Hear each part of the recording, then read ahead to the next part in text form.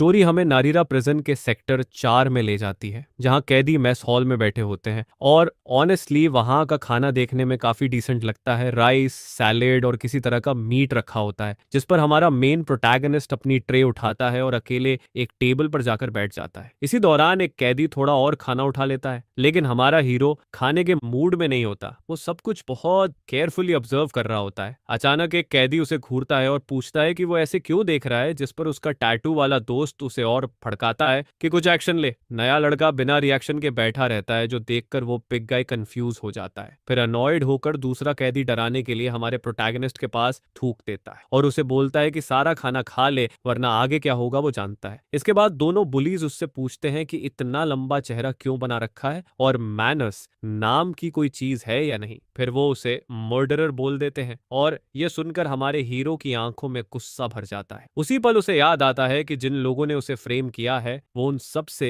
Revenge लेने वाला है, और जिस पर वो सामने वाले के पैर पर जोर से स्टॉम्प करता है। आगे वो लंजिंग फॉरवर्ड होकर चिल्लाता है कि वो सबको वही सफरिंग फील करवाएगा जो उसने खुद फील की है। फ्यूरियस ग्लेयर के साथ वो उन लोगों को खत्म करने के लिए रेडी होता है जिन्होंने उसे प्रोवोक किया था। यह देखकर पूरा ब्रूट फ्रीज हो जाता है। रूकी के एटीट्यूड से सब स्टन्ड रह जाते हैं। फिर एक स्विफ्ट मूव में हमारा प्रोटैगनिस्ट चॉपस्टिक्स को वेपन की तरह यूज करते हुए आगे बढ़ता है, और इसके कारण मेस हॉल में हर तरफ रेड लिक्विड उड़ने लगता है। वो सीधे उस गाय के फेस पर हिट करता है, जो पेन में तड़पता रहता है। इसके बाद स्टोरी हमें 2 वीक्स पहले ले जाती है। सीन चेंज होकर एक बार की टेबल दिखती है, जो ड्रिंक्स और फूड से भरी होती है। हमारा प्रोटैगनिस्ट काउच पर बैठा होता है, चेहरे पर बहुत सीरियस एक्सप्रेशन रहता है। वो मायो कुरासावा नाम की लड़की को देख रहा होता है और मन ही मन उससे अपने फीलिंग्स कन्फेस करने की प्लानिंग करता रहता है। इसी दौरान वो लड़की बोलती है कि उसे रेस्ट रूम जाना है और फ्रेंड के साथ चली जाती है, जिसे जाते हुए वो लड़का देखता रहता है। फिर वो डीप ब्रेथ लेता है और कॉन्फिडेंट स्माइल के साथ डिसाइड करता है कि आज ही वो दिन है। इसके बाद वो उठता है और उसी डायरेक्शन में जाने लगता है जिधर लड़की गई होती है। हॉलवे में पहुंचकर वो उसे रोकता है और बात करने के लिए बुलाता है। लड़का बोलता है कि उसे कुछ इंपॉर्टेंट कहना है, जिस पर लड़की उसके सीरियस टोन पर सवाल करती है। फिर वो करेज जुटाकर फाइनली कन्फेस करता है और उससे गर्लफ्रेंड बनने के लिए पूछता है। लड़की पोलाइटली मना कर देती है और कहती है कि उसे अभी बॉयफ्रेंड नहीं चाहिए। यह सुनकर हमारा प्रोटैगनिस्ट शॉक में आ जाता है और वो लड़की बिना पीछे देखे चली जाती है। वो वहीं खड़ा फ्रीज हो जाता है और उसे यकीन नहीं होता कि अभी क्या हुआ। वापस टेबल पर आकर वो अपनी फ्रस्ट्रेशन एक बेवरेज कैन क्रश करके निकालता है। फिर वो लगातार ड्रिंकिंग करने लगता है, रिजेक्शन का दर्द भूलने के लिए। एक के बाद एक कैन पीते हुए वो सब भूलने की कोशिश करता है और फिर एक और एम्प्टी कैन टेबल पर जोर से मारता है। इसी हालत में उसकी कॉन्शियसनेस जाने लगती है और बूज की वजह से वो पूरी तरह पास आउट हो जाता है। सिर टेबल पर गिरा रहता है और उसे आसपास क्या हो रहा है इसकी कोई खबर नहीं रहती। जब वो उठता है तो खुद को एक डार्क रूम में अकेला पाता है और सोचता है कि सब लोग कहाँ चले गए। फिर वो उठकर डोर की तरफ जाता है, बाहर देखने के लिए कि क्या चल रहा है। बाहर निकलते ही वो पुलिस ऑफिसर्स और एक क्राइम सीन देखता है। तभी एक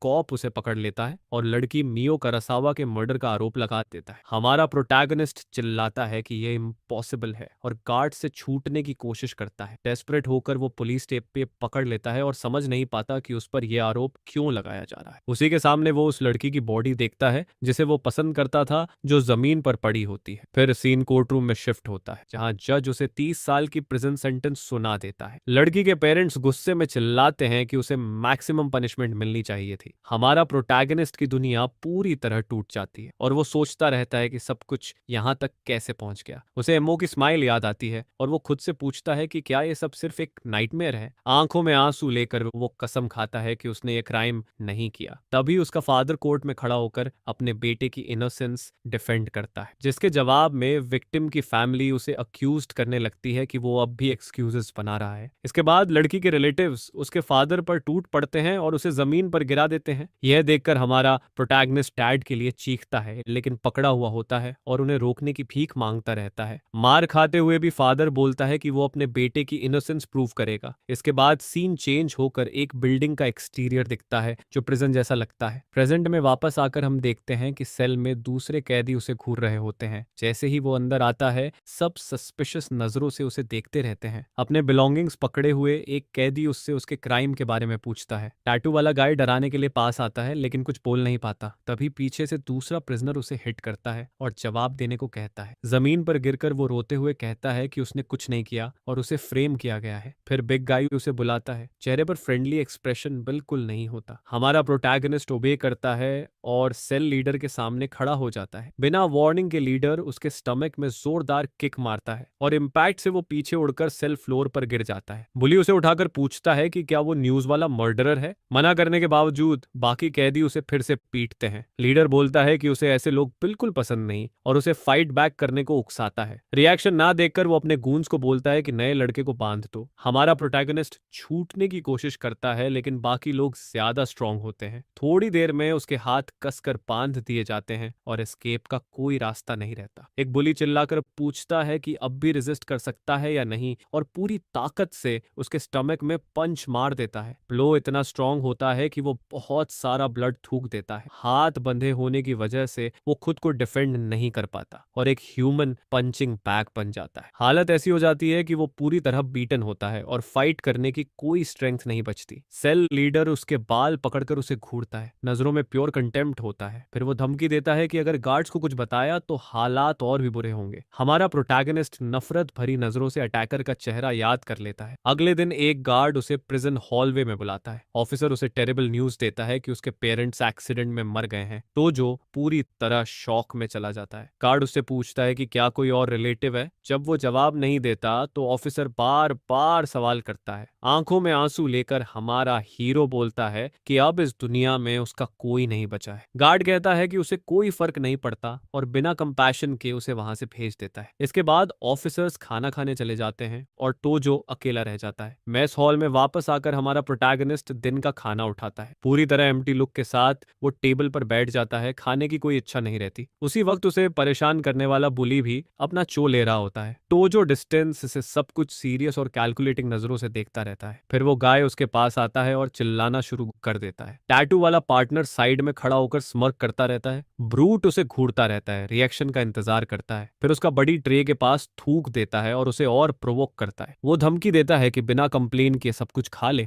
दोनों इडियट उससे पूछते हैं कि इतना लंबा चेहरा क्यों बना रखा है और मैनर्स हैं भी या नहीं। तभी वो हद पार कर देते हैं उसे मर्डर बोलकर और यही बात उसे पूरी तरह ओवर द एज पर ले जाती है। लड़की के उसे रिजेक्ट करने वाला सीन अचानक हमारे प्रोटैगनिस्ट के दिमाग में फ्लैश होता है, जिस पर हालात और बिगड़ जाते हैं जब उन्हीं में से एक गाय उसके राइस के ऊपर कचरा फेंक देता है। उसे अपने फादर का वो प्रॉमिस भी याद आता है जिसने उसे बचाने के लिए सीरियस बीटिंग झेली थी। इन सारी मेमोरीज के साथ तोजो का एक्सप्रेशन पूरी तरह बदल जाता है और उसमें सिर्फ हेट्रेड नजर आता है। उसे याद आता है कि कैसे इन्हीं लोगों ने सेल में उसे मारा था और ह्यूमिलिएट किया था। उसी पल वो सोचता है कि उसे इतना सफर क्यों करना पड़ रहा है और फिर रियलाइज करता है कि अब उसके पास खोने के लिए कुछ भी नहीं बचा है। इसके बाद वो अपने चॉपस्टिक्स को कसकर पकड़ लेता है। उसके दिमाग में चलता है कि अगर वो मर भी जाए तो किसी को फर्क नहीं पड़ेगा। मर्डरर शब्द उसके दिमाग में गूंजता रहता है, बुली की मॉकिंग मॉकिंग स्माइल के साथ। लेकिन हमारा प्रोटैगनिस्ट डिसाइड करता है कि वो अभी चेकआउट नहीं करेगा। वो सेटल करने का फैसला करता है, जिस पर वो पूरी ताकत से सामने वाले के पैर पर स्टॉम्प करता है और जिन लोगों ने उसे फ्रेम किया था उन सबके खिलाफ रिवेंज की कसम खाता है। इसके तुरंत बाद वो आगे लंजेस करता है और चिल्लाता है कि वो सबको वही फील करवाएगा जो उसने खुद फील किया है। पूरी तरह अनहिंज्ड लुक के साथ वो सब कुछ तबाह करने के लिए रेडी हो जाता है। यह देखकर पूरा ब्रूड फ्रीज हो जाता है। रूकी के अचानक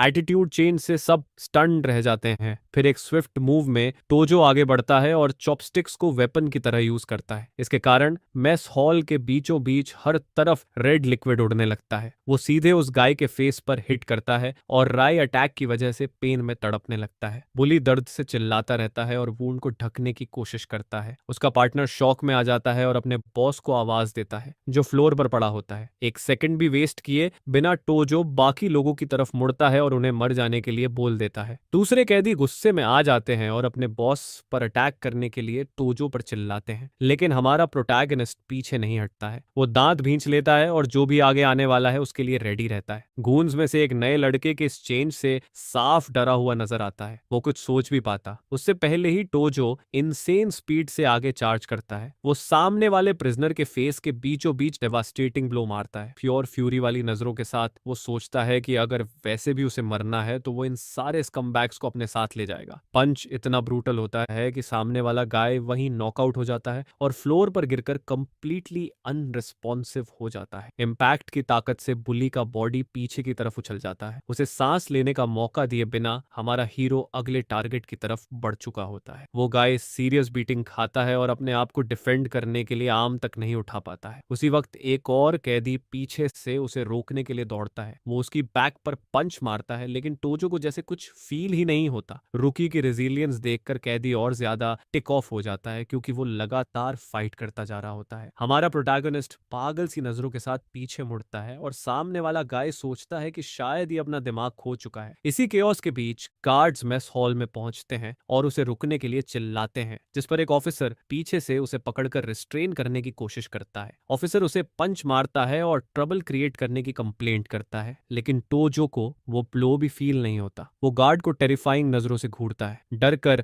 ऑफिसर बोलता है कि इंजर्ड गाय को इन्फर्मरी ले जाओ, इससे पहले कि बहुत देर हो जाए। इसी बीच हमारा प्रोटैगनिस्ट पूरी सिचुएशन पर प्योर रेज में चिल्लाता रहता है। वो खुद को छुड़ा लेता है और उसे पकड़े हुए गार्ड पर पावरफुल स्पिनिंग किक मार देता है। इस अटैक की फोर्स से ऑफिसर पूरी तरह स्टन्ड रह जाता है। इसके तुरंत बाद टोजो दौड़ पड़ता है और गार्ड चिल्लाता है, ये सोचकर कि वो खुद को दीवार से टकरा देगा। कई कैदी और ऑफिसर्स मिलकर उसे पकड़ने की कोशिश करते हैं। वहां से वो उसे कसकर पकड़ लेते हैं, जबकि वो खुद को छुड़ाने के लिए स्ट्रगल करता रहता है। पकड़े जाने के बावजूद वो पूरी ताकत से चिल्लाता और फाइट करता रहता है। सीन इन्फर्मरी में शिफ्ट होता है, जहां एक आईवी बैग लटका हुआ दिखता है। हमारा प्रोटैगनिस्ट बेड पर लेटा होता है और ऐसा लगता है जैसे उसने जीने की इच्छा खो दी हो। डॉक्टर गार्ड को समझाता है कि अगर वो खाना रिफ्यूज करता रहा तो उसकी जान खतरे में पड़ जाएगी। इसी दौरान एक एल्डरली जैनिटर इन्फर्मरी में एंटर करता है सफाई करने के लिए। हाथ में ब्रूम लेकर वो कामली फ्लोर स्वीप करने लगता है। अचानक वो रुकता है और यंग मैन से बोलता है कि अपनी लाइफ को ऐसे वेस्ट मत कर। हमारा प्रोटैगनिस्ट एडवाइस सुनता है, लेकिन बिना किसी एक्सप्रेशन के वैसे ही पड़ा रहता है। ओल्ड मैन पूछता है कि अगर वो मर गया तो उसके पेरेंट्स का नाम कौन साफ करेगा। ये सुनते ही टोजो की आंखें चौड़ी हो जाती हैं और वो अलर्ट हो जाता है। वो बेड पर बैठता है और पूछता है कि ओल्ड मैन ने अभी क्या कहा। ओल्ड मैन सवाल करता है कि क्या उसने कभी सोचा है कि एक्सीडेंट रियल नहीं भी हो सकता। टोजो और ज्यादा शॉक हो जाता है और पूछता है कि वो क्या इंप्लाई कर रहा है। सीरियस लुक के साथ ओल्ड मैन कहता है कि उसके पेरेंट्स का मर्डर किया गया था। यह सुनकर यंग मैन उसका कॉलर पकड़ लेता है और पूछता है कि उसे ये कैसे पता। ओल्ड मैन उसे काम करता है और सीधे पूछता है कि क्या उसने सच में उस लड़की को मारा था। हमारा प्रोटैगनिस्ट उसकी आंखों में देखकर पूरी सर्टेनिटी के साथ एक्यूजेशन डिनाई करता है। इस पर ओल्ड मैन कंक्लूड करता है कि उसके पेरेंट्स को एविडेंस ढूंढने की वजह से एलिमिनेट किया गया। टोजो को याद आता है कि केस की शुरुआत से ही उसे सब कुछ बहुत स्ट्रेंज लगता था। वो सोचता है कि ऐसा करने की हिम्मत किस में हो सकती है और मोटिव क्या रहा होगा। यह सोचते हुए उसकी आंखों से प्योर रजे के आंसू बहने लगते हैं और वो दांत भींच लेता है। टोजो चिल्लाकर बोलता है कि ओल्ड मैन सही है और वो तब तक चेकआउट नहीं करेगा जब तक अपने पेरेंट्स का बदला नहीं ले लेता। मिशाचिया यंग मैन की नई डिटर्मिनेशन देखकर हल्की सेटिस्फाइड स्माइल देता है, लेकिन वार्न करता है कि उसकी करंट स्टेट में टोजो कुछ भी नहीं कर पाएगा और कुरीकी उसे खत्म करना चाहता है। इसके बाद ओल्ड मैन बोलता है कि लकीली सरवाइव करने का एक तरीका है। वो बड़ी ग्रिन देता है और हमारे प्रोटैगनिस्ट की करेज की तारीफ करता है और कहता है कि उसे वो पसंद है। वहां से टूचिया हेल्प ऑफर करता है अगर वो सरवाइव कर गया, जिसे सुनकर यंग मैन कंफ्यूज हो जाता है। ओल्ड मैन सिनिस्टर लुक के साथ रिवील करता है कि उसकी हेल्प प्रिजन से एस्केप करने के लिए है। अचानक बाहर से आवाज सुनकर ओल्ड मैन का एक्सप्रेशन बदल जाता है। जाने से पहले वो टोजो को एक बुक देता है और बोलता है कि ये फ्यूचर में बहुत यूजफुल होगी। हमारा प्रोटैगनिस्ट बुक लेता है और ओल्ड मैन को हॉलवे में जाते हुए देखता है। बुक के कवर पर ह्यूमन एनाटॉमी और उसके मेन वीक पॉइंट्स के बारे में लिखा होता है। टोजो पूछता है कि वो असल में है कौन, जिस पर ओल्ड मैन खुद को सीचिया बताता है और जोड़ता है कि वो उसे बस ओल्ड टाइमर कह सकता है। अचानक एक गार्ड इन्फर्मरी का डोर तोड़ते हुए अंदर आता है। वो कामली बुक पढ़ने के लिए टोजो पर चिल्लाता है। ऑफिसर कंप्लेन करता है कि मेस हॉल में किया गया उसका मेस सबके लिए नाइटमेयर बन चुका है। इसके बाद वो उसे 1 महीने के लिए सॉलिटरी भेज देता है ताकि उसका दिमाग ठंडा हो सके। बिना किसी मर्सी के उसे डार्क सेल में जोर से फेंक देता है। मेटल डोर बंद हो जाता है और हमारा हीरो पूरी डार्कनेस में अकेला रह जाता है। अंदर वो बुक पकड़े रहता है और सोचता है कि अब वो अपनी लाइफ खत्म नहीं करना चाहता। एनाटॉमी बुक को देखते हुए उसे जीने का नया पर्पस मिल जाता है। डिटर्मिन्ड लुक के साथ वो कसम खाता है कि वो अपना रिवेंज जरूर लेगा। 15 दिन गुजर जाते हैं और फाइनली सॉलिटरी कन्फाइनमेंट का डोर खुलता है। वही गार्ड सेल खोलता है और चिल्लाता है है कि अगर जिंदा है तो बाहर आ, लेकिन अंदर देखकर ऑफिसर पूरी तरह शॉक हो जाता है। हमारा प्रोटैगनिस्ट डार्कनेस से बाहर निकलता है, बिल्कुल अलग फिजिक के साथ। उसका बॉडी पहले से कहीं ज्यादा स्ट्रॉन्ग और डिफाइंड हो चुका होता है। गार्ड पूछता है कि उसने अंदर क्या किया, जिस पर टोजो कैजुअली बोलता है कि कुछ खास नहीं। सिनिस्टर स्माइल के साथ वो कहता है कि वो बस अपने सिंस पर रिफ्लेक्ट कर रहा था। सीन प्रिजन यार्ड में चेंज होता है, जहां कैदी मैनुअल लेबर कर रहे होते हैं। हमारा प्रोटैगनिस्ट नए कॉन्फिडेंस के साथ उस एरिया से गुजरता है। दूर से उसे टॉर्मेंट करने वाला एक बुली टोजो को देख लेता है और सरप्राइज हो जाता है, जिस पर वो तुरंत अपने बडीज को कॉल करता है और बोलता है कि टोजो यहाँ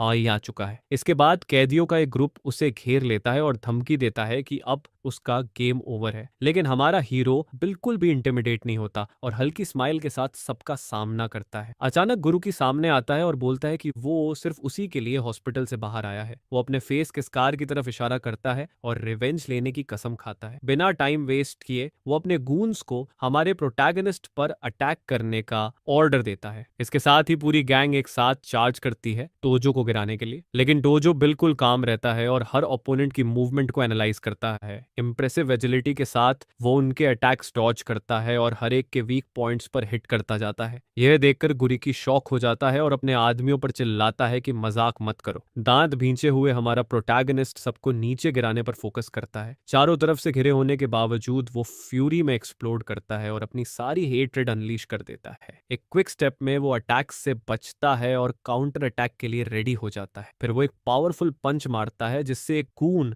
हवा में उड़ जाता है। यह देखकर गुरिकी और ज्यादा टेक ऑफ हो जाता है और चिल्लाते हुए खुद अटैक करता है। इसके बाद बिल्डिंग की छत पर दोनों के बीच लाइफ और डेथ फाइट शुरू हो जाती है। हमारा प्रोटैगनिस्ट चिल्लाता है कि वो उसे खत्म कर देगा और उसकी सारी रेज बाहर आ जाती है। इसके बाद वो गुरिकी को पकड़ता है और बिल्डिंग के ऊपर से नीचे फेंक देता है। गिरते हुए बॉस डेस्पिरेशन में चीखता है। ऊपर से उसके आदमी सब कुछ देखते रहते हैं और पैनिक में अपने बॉस का नाम चिल्लाते हैं। अगले ही पल गुरिकी प्रिजन यार्ड में जोरदार इंपैक्ट के साथ जमीन पर गिरता है, लेकिन हमारा हीरो यहीं नहीं रुकता और डिफीटेड होने के बावजूद भी उस पर बीट डाउन जारी रखता है। उसके दिमाग में वो सारे लोग आते हैं जिन्होंने उसे टॉर्मेंट और फ्रेम किया था। इसी सोच के साथ वो प्योर हेट्रेड वाली नजरों से कसम खाता है कि वो उन सबको क्रश कर देगा। उसी वक्त गार्ड्स दौड़ते हुए फाइट रोकने के लिए पहुंचते हैं। एक ऑफिसर डेस्परेट होकर तोजो को तुरंत रुकने के लिए चिल्लाता है। गार्ड वार्न करता है कि अगर उसने गुरिकी को मार दिया तो उसे मैक्सिमम सेंटेंस मिलेगी। हमारा प्रोटैगनिस्ट सोचता है कि यह बात सही है और वो रिवेंज लिए बिना मर भी नहीं सकता, जिस पर वो दांत भींचकर खुद को एक बड़ी गलती करने से रोक लेता है। फिर वो खड़ा होकर रेज में चिल्लाता है और बाकी लोग उसे पागल समझने लगते हैं। इसके बाद उसकी सेंटेंस 20 साल और बढ़ा दी जाती है और अब पूरी प्रिजन में हर कोई उससे डरने लगता है। कुछ समय बाद हम टोजो को इन्फर्मरी में रिकवर करते हुए और एक बुक पढ़ते हुए देखते हैं। एक गार्ड उसे बताता है कि गुरिकी को ट्रांसफर कर दिया गया है और अब वो लाइफ भर व्हीलचेयर पर रहेगा। ऑफिसर पूछता है कि उसके वुंड्स हील हुए या नहीं और बोलता है कि अब उसे वापस सेल में भेजा जाएगा। हमारा प्रोटैगनिस्ट रियलाइज करता है कि जो आदमी एंड से नहीं डरता उससे कोई भी मैस नहीं करना चाहता। इसके बाद वो इन्फर्मरी से निकलता है और कामली हॉलवे में चलता है। अचानक साथिया सामने आता है और बोलता है कि फिर से मुलाकात हो गई। टोजो उसे उसका प्रॉमिस याद दिलाता है और पूछता है कि उसे वहां से एस्केप करना सिखाए। ओल्ड मैन हल्की हंसी छोड़ता है और टोजो के एटीट्यूड से काफी खुश नजर आता है। सूचिया बोलता है कि अगर टोजो अपॉर्चुनिटी क्रिएट कर दे तो वो उसे एस्केप कराने में हेल्प करेगा। टोजो पूछता है कि उसे क्या करना होगा। सिनिस्टर स्माइल के साथ ओल्ड मैन दिखाता है कि पूरा प्लान पहले से उसके दिमाग में है। वो रिवील करता है कि प्लान प्रिजन के अंदर एक बड़ा कमोशन क्रिएट करने का है। टोजो पूछता है कि आगे क्या, और क्या वो सच में उस पर ट्रस्ट कर सकता है। साथिया समझाता है कि किचन में सुअर ग्रेट काफी टाइम से लूज है। वो बोलता है कि अगर भरोसा न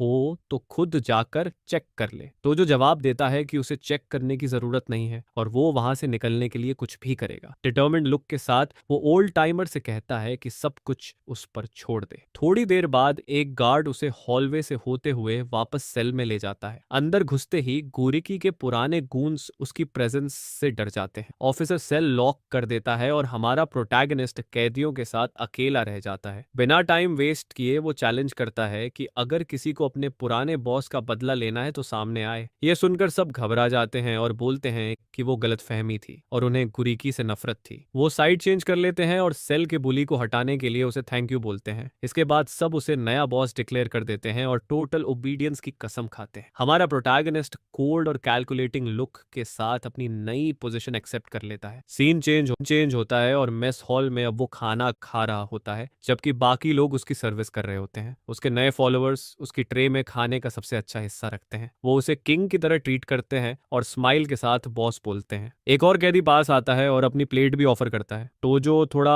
ऑकवर्ड फील करता है और बोलता है कि वो इतना ज्यादा नहीं खा सकता। इसी दौरान दूसरी टेबल पर कुछ प्रिजनर्स कुरीकी की पीट डाउन की बातें कर रहे होते हैं। यूमी सेन नाम का एक ब्रूट कंप्लेन करता है कि नया लड़का अभी तक रिस्पेक्ट देने नहीं आया है। उसका गून उसे काम करता है और बोलता है कि वो टोजो को उनकी साइड ले आएगा। यूमी सेन पूरे सेक्टर पर कब्जा करने के ख्याल से स्मर्क करता है। तभी उसका सबऑर्डिनेट उठता है और डराने के लिए टेबल पर जोर से फिस्ट मारता है। वो टोजो की टेबल के पास आता है और पूछता है कि क्या वही टोजो है जिसके बारे में सब बात कर रहे हैं। वो खुद को यूमी सान का आदमी बताता है और रिस्पेक्ट न दिखाने पर सवाल करता है। हमारा प्रोटैगनिस्ट बिल्कुल भी फ्लिंच नहीं करता और पूछता है कि क्या उसे कोई प्रॉब्लम है। उसके नए फॉलोअर्स डर जाते हैं और फुसफुसाते हैं कि यूमी सन बहुत डेंजरस है। टोजो डिस्टेंस से उस बिग गाय को घूरता रहता है। पूरी सिचुएशन समझते हुए यूमी सन अपने गून को बोलता है कि इस चीकी रूकी को मैनर्स सिखाओ। गून अनॉयड होकर टेबल पर हाथ मारता है और चिल्लाता है कि नया लड़का ज्यादा उड़ने लगा है। लेकिन हमारा प्रोटैगनिस्ट इंतजार नहीं करता और सीधे उस इडियट के फेस पर सॉलिड पंच मार देता है। कोल्ड लुक के साथ वो दिखा देता है कि वो यहाँ किसी से मजाक नहीं कर रहा। ये देखकर यूमी सान और ज्यादा टिक ऑफ हो जाता है। हमारे हीरो के नए फॉलोअर्स का मुंह खुला का खुला रह जाता है। वो गाय उड़ते हुए टेबल तोड़ देता है और अपने बॉस को मदद के लिए चिल्लाता है। ये देखकर यूमी सान गुस्से में खड़ा हो जाता है और टोजो को गालियां देता है। हमारा हीरो बिल्कुल शांत खड़ा रहता है, शोडाउन के लिए रेडी। पूरे मेस हॉल में शॉक फैल जाता है और लोग डर के मारे पीछे हट जाते हैं। कैदियों के चेहरों पर टेरर साफ दिखता है क्योंकि अब मामला सीरियस हो चुका होता है। किसी ने नहीं सोचा था कि नया लड़का इतना क्रेजी होगा कि टॉप डॉग को चैलेंज कर दे। फ्लोर पर पड़े गून भी कसम खाता है कि वो टोजो को खत्म करेगा, लेकिन टोजो को कोई फर्क नहीं पड़ता। इसके बाद दोनों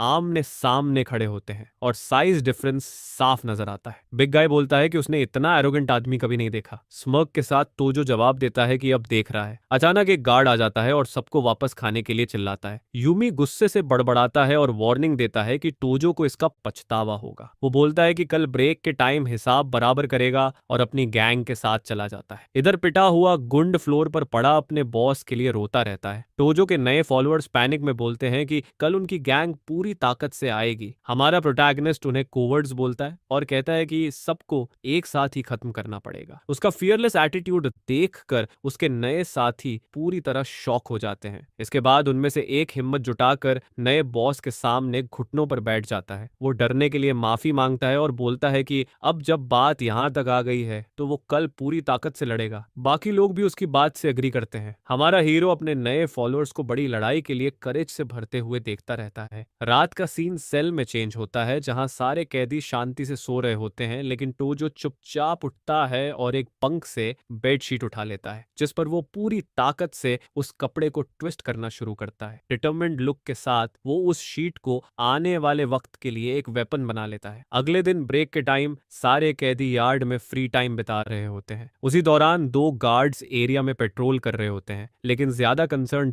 नहीं लगते। अचानक एक प्रिजनर ऑफिसर को बुलाता है और हाई क्वालिटी स्मोक्स ऑफर करता है, जिस पर ऑफिसर ऑफर एक्सेप्ट करता है और अपने पार्टनर के साथ एक कॉर्नर में चला जाता है। उधर यूमी सान और उसकी गैंग पहले से ही हमारे हीरो का इंतजार कर रही होती है हिसाब बराबर करने के लिए। यह देखकर बाकी कैदी भी बिग शोडाउन देखने के लिए गैदर होने लगते हैं। सिचुएशन को देखते हुए टोजो का एक फॉलोअर चिल्लाकर वार्न करता है कि वो लोग आ गए हैं। हमारा हीरो कॉन्फिडेंट स्माइल करता है क्योंकि सब कुछ उसके प्लान के मुताबिक चल रहा होता है। वो राइवल गैंग की तरफ देखकर चिल्लाता है और उन्हें अपनी पूरी डिटर्मिनेशन दिखाने के लिए कहता है। इसके बाद यूमी सान के गूंज टोजो के छोटे से ग्रुप की तरफ चार्ज कर देते हैं। पूरा यार्ड केओस में बदल जाता है और फुल ऑन ब्रॉल शुरू हो जाता है। शुरुआत में ही यूमी सान का एक आदमी जोरदार बीटिंग खाता है और एक पंच में नॉकआउट हो जाता है। फाइट और ज्यादा इंटेंस होती जाती है और हमारा प्रतियोगी अपनी पूरी शक्ति दिखाने लगता है। यह देखकर यूमी सन गुस्से में भर जाता है और खुद भी फाइट में कूद पड़ता है। दूर से गार्ड ये सब देख लेता है और दौड़ते हुए आता है, चिल्लाता है कि फिर से फाइट शुरू हो गई है।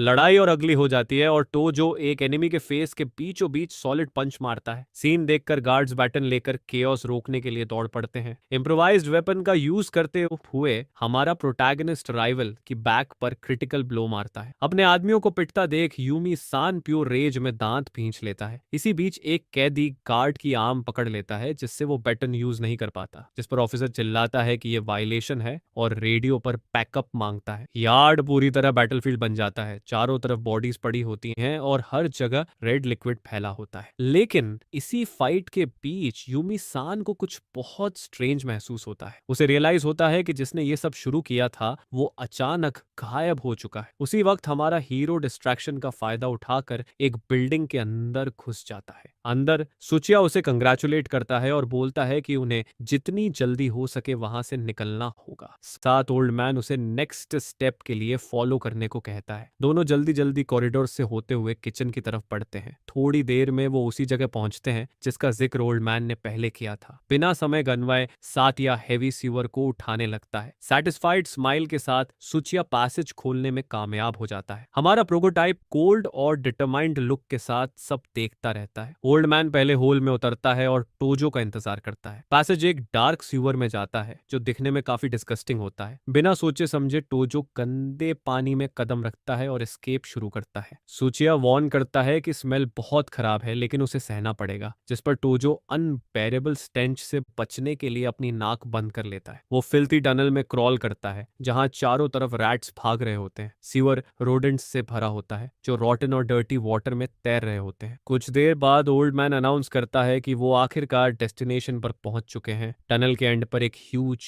मेटल गेट रास्ता रोककर खड़ा होता है। यह देखकर हमारा प्रोटैगनिस्ट पूछता है कि अब बाहर कैसे निकलेंगे। ओल्ड मैन उसे काम करता है और बोलता है कि वो पहले यहाँ आ चुका है और सारी अरेंजमेंट्स कर चुका है। वो बताता है कि उसने पहले से ऐसा सेटअप किया था कि गेट की एक बार निकाली जा सके। इसके बाद साचिया तोजो को पूरी ताकत से पुश करने को कहता है। हमारा प्रोटैगनिस्ट ओबे करता है और आयरन बार को पूरी स्ट्रेंथ से धक्का देता है, जिसके बाद गेट आखिरकार ढीला पड़ जाता है और एस्केप का रास्ता खुल जाता है। लेकिन जैसे ही टोजो मुड़ता है ओल्ड टाइमर बिना मर्सी के उसकी बैक में वार कर देता है। सिचा शार्प ब्लेड से सीधे उसके चेस्ट पर स्टैब करता है। सिनिस्टर लुक के साथ वो कहता है कि यहीं उसकी मिशन खत्म होती है और अब वो उसे मार देगा। सरप्राइज अटैक से हमारा प्रोटैगनिस्ट जमीन पर गिर जाता है और रिएक्ट करने की ताकत नहीं बचती। ट्रेटर ओल्ड मैन मुड़कर बाहर जाने लगता है, ये सोचकर कि वो जीत गया है, लेकिन भागने से पहले टोजो उसका एंकल पकड़ लेता है। सूचिया शॉक में मुड़ता है और देखता है कि यंग मैन के पास नाइफ उसकी गर्दन पर लगा हुआ है। हमारा प्रोटैगनिस्ट बोलता है कि ओल्ड टाइमर हमेशा उसे हर चीज पर सस्पिशियस रहना सिखाता था। इसी वजह से उसने एनाटॉमी बुक अपने चेस्ट में छुपा रखी थी, जिसने उसे स्टैबिंग से बचा लिया। ब्लेड बुक के पेजेस में फंस गई थी जो ओल्ड मैन ने खुद उसे दी थी। ओल्ड मैन टेंस हो जाता है और टोजो चिल्लाता है कि उसने अब किसी पर भरोसा न करना सीख लिया है। सातिया ताना मारता है और पूछता है कि क्या वो उसी मेथड से उसे चैलेंज करेगा जो उसने सिखाए थे। बिना हेजिटेशन हमारा प्रोटैगनिस्ट ब्लेड लेकर ट्रेटर को खत्म करने के लिए लंच करता है। टोजो ओल्ड टाइमर से छीना हुआ ब्लेड प्योर रेज के साथ पकड़े रहता है। सूचिया अपना नाइफ फेंक देता है और बोलता है कि फाइट जीतने का उसके पास बस एक चांस है। दांत भींचकर टोजो उस कॉम्बैट के लिए तैयार होता है जो उसका फ्यूचर डिसाइड करने वाला होता है। वो अपने पास रखा लाइम से भरा टावल ओल्ड मैन के फेस पर फेंक देता है। डिस्ट्रैक्शन का फायदा उठाकर वो ट्रेटर पर सॉलिड पंच मारता है। ओल्ड मैन पेन में चिल्लाते हुए जमीन पर गिर जाता है। ठीक से देख ना पाने की हालत में वो पूछता है कि ये क्या है और रियलाइज करता है कि उस पर लाइम फेंका गया है। हमारा हीरो रिवील करता है कि उसे सब कुछ पहले से पता था, क्योंकि किसी ने ओल्ड टाइमर की प्लान की चुगली कर दी थी। गुस्से में साथिया उठता है और कसम खाता है कि वो टोजो को अपने साथ नीचे ले जाएगा। लेकिन हमारा हीरो उसे वो एसिड वायल दिखाता है जिसे ओल्ड मैन उस पर यूज करने वाला था। सूचिया को याद आता है कि उसने वेपन छुपाया था, लेकिन टोजो उससे ज्यादा स्मार्ट निकला। सीचिया के चेहरे पर प्योर हार्ट रेट साफ दिखता है क्योंकि वो आउट प्लेड हो चुका होता है। वो पूरी ताकत से चार्ज करता है और पूछता है कि क्या सच में टोजो उसे हरा सकता है। रिएक्ट करने का मौका दिए बिना हमारा प्रोटैगनिस्ट ब्रूटल ब्लो मारता है। इसके बाद वो पावरफुल किक से फाइट खत्म कर देता है, जिससे ओल्ड टाइमर उड़कर गिरता है। जमीन पर पड़ा ओल्ड मैन मान लेता है कि वो नाइव था और टोजो सही था। हमारा प्रोटैगनिस्ट जवाब देता है कि वो दोबारा किसी पर भरोसा करने की वही गलती नहीं करेगा। ट्रेटर रोता है कि वो एक रुकी से हार गया। बिना मर्सी टोजो उसके थ्रोट पर प्रिसाइज ब्लो मारकर उसे खत्म कर देता है। इसके तुरंत बाद वो मिस्टीरियस लिक्विड ओल्ड टाइमर के बॉडी पर डाल देता है। कोल्ड लुक के साथ वो ट्रेटर को स्ट्रॉन्गर बनाने के लिए थैंक्स बोलता है। इसके बाद वो सीवर से बाहर निकलता है और फ्रीडम की राह पर आगे बढ़ता है। बाहर पहली बार डिस्टेंस में सिटी की डे लाइट दिखती है। टोजो डीप ब्रेथ लेता है और लंबे टाइम बाद फ्रीडम की स्मेल एंजॉय करता है। फिर वो मीट निकालता है जिसे उसने एस्केप के दौरान फूड और पेट की तरह यूज किया था। वो सारा मीट पानी में फेंक देता है क्योंकि अब उसकी जरूरत नहीं रहती। अब पहले से ज्यादा स्ट्रांग होकर वो कसम खाता है कि उसका रिवेंज अभी शुरू हुआ है। सीन एक रेस्तरां में चेंज होता है जहां कुछ पुलिस अधिकारियों खाना खा रहे होते हैं। एक अधिकारी कंप्लेंट करता है कि प्रिजन एस्केपी अभी तक पकड़ा नहीं गया है। रेस्तरां के ओनर पूछता है कि क्या 2 फॉजिटिव्स एस्केप नहीं हुए थे। अधिकारी बताता है कि यंग मैन की बॉडी मिल गई है लेकिन ओल्ड टाइमर गायब है। डिस्गाइज में बैठा हमारा प्रोटैगनिस्ट ये सब सुनता है और उसके चेहरे पर हल्की स्मर्क आ जाती है। उसे याद आता है कि एस्केप करने से पहले उसने ओल्ड टाइमर की यूनिफॉर्म से आईडी निकाल ली थी। इसके बाद उसने ट्रेटर की बॉडी पर एसिड से सिट डाला और ऊपर से वही आईडी रख दी, जिस पर पुलिस ने अस्यूम कर लिया कि जली हुई बॉडी हमारे